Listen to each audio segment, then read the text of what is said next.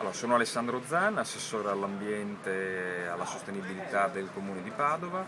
Come Comune abbiamo di recente approvato il piano dei sindaci che prevede l'approvazione di un piano che abbiamo già pronto in Consiglio Comunale, che è il PAES, il piano clima, che prevede tutta una serie di azioni per ridurre le emissioni entro il 2020 del 20%.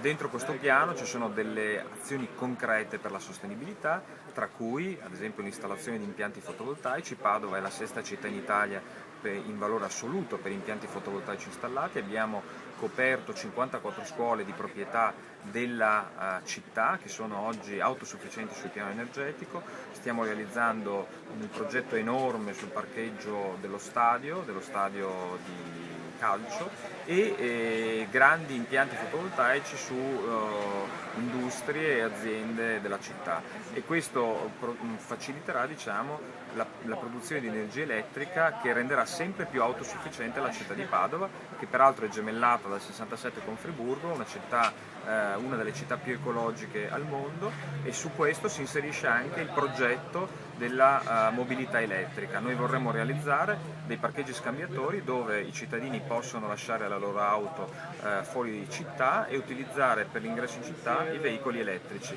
che possono avere degli incentivi, ad esempio dei parcheggi gratuiti oppure delle colonnine gratuite per la loro ricarica.